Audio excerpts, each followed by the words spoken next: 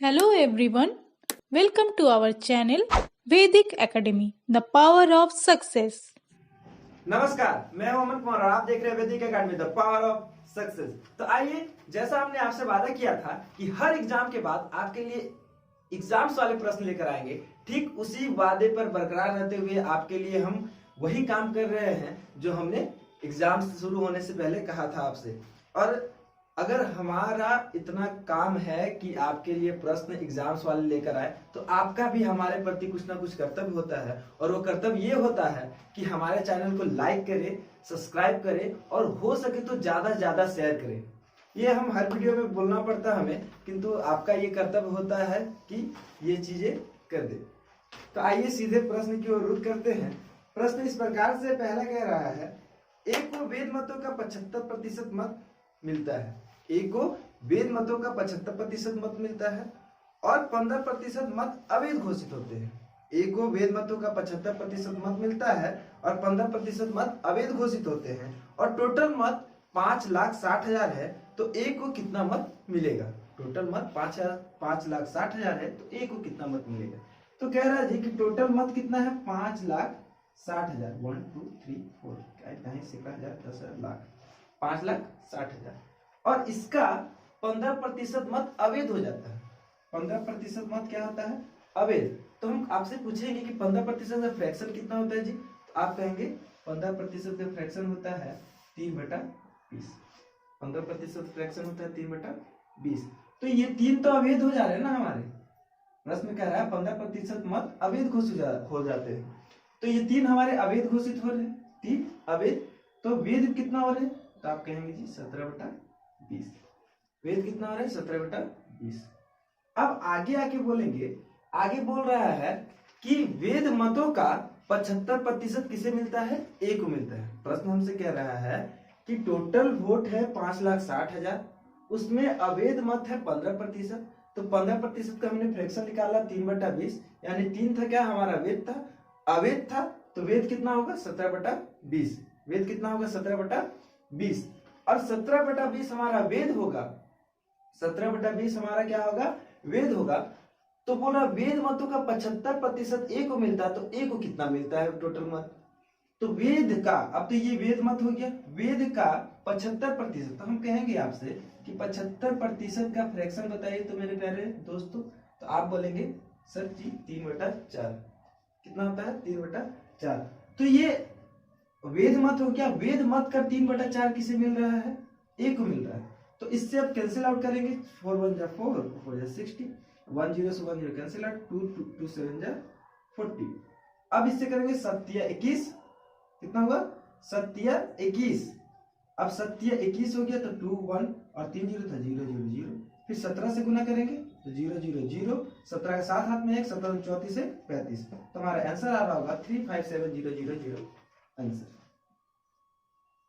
यहाँ तक कोई आपत्ति?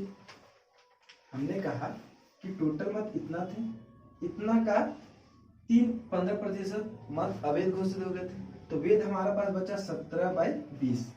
और वेद मत थी, वेद मत का 75% मत कौन प्राप्त कर रहा था? ए। तो ए को कितना मत मिला? तो वेद मत का 75%। अब तो ये वेद मत हो गया। वेद मत का 75% यानी कि 3/4 इसका फ्रैक्शन होता है। इससे कैंसिल आउट करेंगे, गुना करेंगे तो हमारा आंसर आ रहा होगा। तो आशा करते हैं ये प्रश्न आपको समझ में आया होगा। तो चलिए आगे प्रश्न की ओर बढ़ते हैं।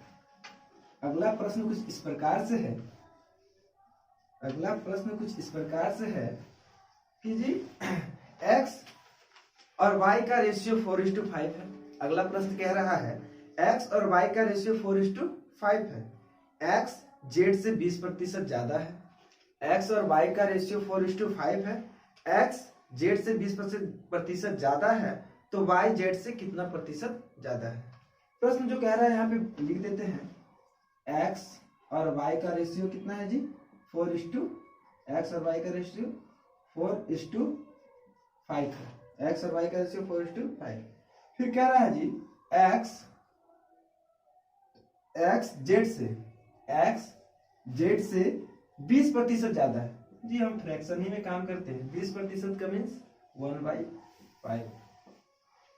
x z से कितना ज्यादा है? 20%, यानी कि z 5 है तो x कितना है? बड़ा लिख देते थोड़ा। जेड 5 है तो एक्स कितना है 6। तो आपको यहाँ पे बोल रहा है प्रश्न में कि एक्स जेड से 20% ज्यादा है। फिर प्रश्न में कहता है कि एक्स वाई जेड से कितना प्रतिशत ज्यादा है, वाई जेड से कितना प्रतिशत ज्यादा है। तो आपको यहाँ पे दिख रहा होगा, आपको यहाँ पे दिख रहा होगा कि एक्स का डबल रेशियो निकल गया है। एक रेशियो में 4 है मान, एक रेशियो में 6 है मान। एक रेशियो में 4 है मान, एक रेशियो में कितना है 6 है मान। तो करें क्या भाई असमंजस वाले बात, तो रेशियो को 1 करना है। 1 करने के लिए क्या करेंगे, इधर जो हमें दिख रहा है 6, इसका कान पकड़ के इधर लाते हैं, और इधर जो दिख रहा है 4, इसका कान पकड़ के इधर लाते हैं। तो 6 से 4 से गुना करेंगे 6 चुक 24 24। 6 से 5 को गुना करेंगे 30। 6 को 4 से 24, 5 को 4 से 20। आपको दिख रहा होगा, आपको दिख रहा होगा कि x का दोनों जगह पे मान सेम आ गए, x के दोनों जगह पे मान सेम आ गए। अब सेम आ गए हैं तो हमारे लिए आंसर तो सॉल्व आउट करना इजी हो जाता है कि x का मान दे रखा है जी, x का मान 24, y का मान 30, y का मान 30 और z का मान 20, z का मान 20। और हमसे प्रश्न में पूछ क्या रहा है, हमसे प्रश्न में पूछ रहा है y z से कितना प्रतिशत ज्यादा है। तो y z से कितना प्रतिशत ज्यादा है, z 20 है, y 30 है, तो कितना प्रतिशत ज्यादा है 10%। कितना प्रतिशत ज्यादा है 10%। किससे ज्यादा है, z से। z का मान कितना है 20, तो 20 से कितना ज्यादा है 10%। इससे कैंसिल आउट करेंगे और 1/2 का फ्रैक्शन प्रतिशत होता है, 1/2 का फ्रैक्शन प्रतिशत 50%। लेकिन यहाँ पे कुछ ऐसे भी बच्चे होंगे जो इस प्रकार से कर रहे होंगे कि 1/2 आया, यहाँ पे निकालने के लिए 100 से गुना, फिर भी 50 आ रहा होगा। लेकिन हमें करना है, हमें क्या करना है, स्मार्ट अप्रोच अपनाना है, और स्मार्ट अप्रोच अपनाएंगे तो समय की बचत होगी। तो आइए अगले प्रश्न की ओर रुख करते हैं।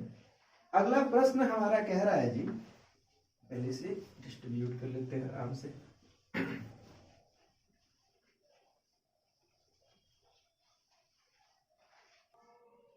तो आइए अगला प्रश्न इस प्रकार से है, कह रहा है जी कि एक आयत का परिमाप और लंबाई का अनुपात 5:1 है। एक आयत का परिमाप और लंबाई का अनुपात कितना है 5:1, और क्षेत्रफल 216 है। तो उस आयत का लंबाई कितना है। तो एक आयत है, एक आयत है, इसका परिमाप कितना है, परिमाप का रेशियो 5 है, और लंबाई का रेशियो कितना दिया हुआ है 1 है। परिमाप का रेशियो 5 और लंबाई का रेशियो 1। तो हमसे प्रश्न में कह रहा है और क्षेत्रफल 216 है, तो उसका आयत का, उस आयत की लंबाई कितनी होगी। क्षेत्रफल कितना है हमारा, क्षेत्रफल दे रखा है 216, क्षेत्रफल दे रखा है 216, क्षेत्रफल हमें दे रखा है 216। अब क्षेत्रफल 216 लिखा रखा है, दे रखा है, तो हमसे पूछ रहा है कि उस आयत का लंबाई कितना होगा, उस आयत का लंबाई कितना होगा। तो मान लेते हैं पैरामीटर का 5x मान लेते हैं, इसकी पैरामीटर परिमाप कितनी है 5x, और लेंथ कितनी है मानिए x, ठीक है। तो परिमाप का फॉर्मूला होता है, आयत का परिमाप का फॉर्मूला होता है, परिमाप का फॉर्मूला होता है 2 bracket length plus breadth, 2 bracket length plus breadth. तो 2 हमने रख दिया, लेंथ को हमने क्या माना है x प्लस b ब्रैकेट 1, और परिमापी के बराबर तो 5x है, ये पूरे परिमापी के बराबर तो 5x है। अब ये पूरे परिमाप के बराबर 5x है, तो हम कह सकते हैं जी 2 bracket x plus b is equal to 5x, is equal to 5x। अब हम 2 bracket x plus b is equal to 5x कह सकते हैं। तो इसे पूरा बनाएंगे तो 2x plus 2b is equal to 5x, इधर लिख देते हैं अगर छोटा हो रहा तो 2x plus 2b is equal to 5x। ये 2 को इधर भेजेंगे तो हो रहा होगा हमारा b बराबर 3x बाई 2। तो हमारा ब्रेथ कितना निकल रहा होगा 3x बाई 2, हमारा ब्रेथ निकल रहा होगा 3x बाई 2। और हमें क्षेत्रफल दे रखा है जी, हमें क्षेत्रफल दे रखा है क्षेत्रफल दे रहे हैं कितना 216। तो हमें करना क्या है कि आयत का क्षेत्रफल बराबर क्या होता है, आयत का क्षेत्रफल बराबर क्या है, क्योंकि लंबाई निकालना है, आयत का क्षेत्रफल में लंबाई आता है तो क्षेत्रफल का यूज, आयत का क्षेत्रफल बराबर होता है लंबाई इंटू चौड़ाई, आयत का क्षेत्रफल बराबर होता है लंबाई इंटू चौड़ाई। तो लंबाई हमने कितना माना था, लंबाई हमने माना था x, लंबाई हमने माना था x, गुना का चिन्ह गुना, और चौड़ाई हमें कितना है, हमारा चौड़ाई हमारा है 3x/2, हमारा चौड़ाई है 3x/2, और इसी के क्षेत्रफल बराबर तो 216 दे रखा है हमें, यही क्षेत्रफल के बराबर तो 216 हमें दे रखा है। तो हम कहेंगे इससे 3 से कैंसिल आउट करेंगे, 3 7 21, 3 दूनी 6, और ये 2 इधर जाके गुना हो जाएगा तो 72 दूनी 144, और x स्क्वायर इक्वल टू 144, और स्क्वायर हटाएंगे तो 144 पे रूट चढ़ेगा, तो आप कहेंगे x बराबर हमारा आंसर आ रहा होगा जी 12, x बराबर हमारा आंसर आ रहा होगा 12। चलिए आशा करते हैं ये भी प्रश्न आपको अच्छी तरीके से समझ में आई होगी। तो समझ में आई है तो आगे की ओर बढ़ते हैं। अगला प्रश्न हमारे पास इस प्रकार से है, कह रहा है जी, अगला प्रश्न इस प्रकार से कह रहा है,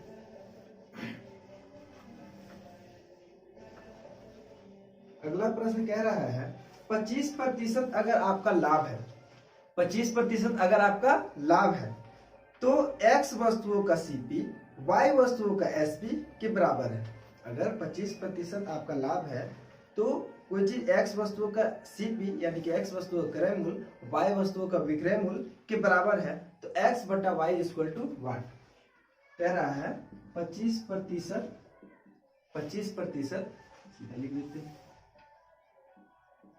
25% अगर आपका लाभ है, प्रॉफिट कितना है 25% प्रॉफिट है, तो x वस्तुओं का क्रय मूल्य, x वस्तुओं का क्रय मूल्य यानी x वस्तु का CP, और बोल रहा है जी y वस्तुओं का SP के बराबर है, x वस्तुओं का CP y वस्तुओं का SP के बराबर है, x वस्तुओं का CP y वस्तुओं का SP के बराबर है। तो ये प्रश्न हमने पहले भी करा रखा है और आज भी इसी प्रकार के प्रश्न आए हैं। तो कहेंगे जी कि y CP y को रिप्रेजेंट करेगा, SP x को रिप्रेजेंट करेगा, यानी कि हम कह सकते हैं जो बगल वाला होता है वो उसका नहीं होता है। ट्रिक के माध्यम से समझना चाहें तो हम कहेंगे कि जो बगल वाला होता है उसका नहीं होता और वो किसी और की होती है, और ये जो बगल वाली होती है वो इसकी नहीं होती और ये किसी और की होती है। ऐसा सामान्य जीवन में भी देखा जाता है। तो आइए, तो मैथ में क्या आता है, ये बगल वाला इसकी नहीं है किसी और की है, ये बगल वाली इसकी नहीं है किसी और की है।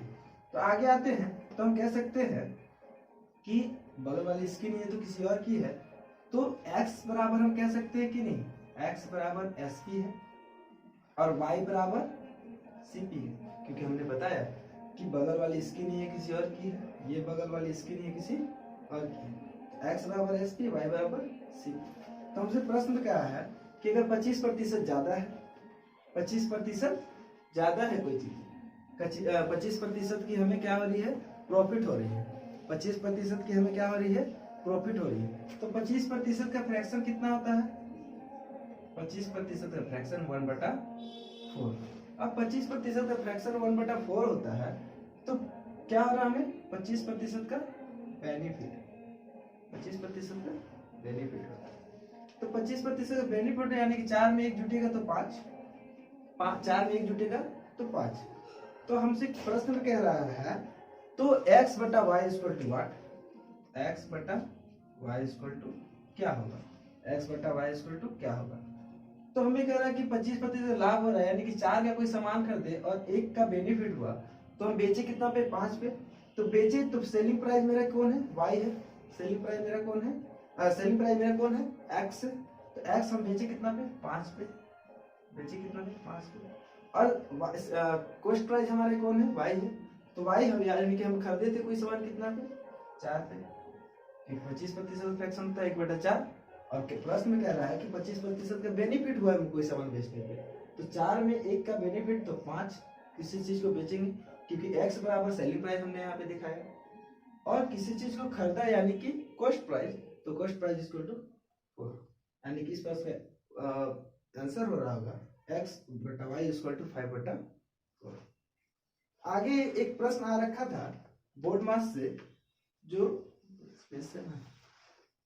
इस प्रकार से थे 16 भागा 4 इंटू 2 माइनस 4।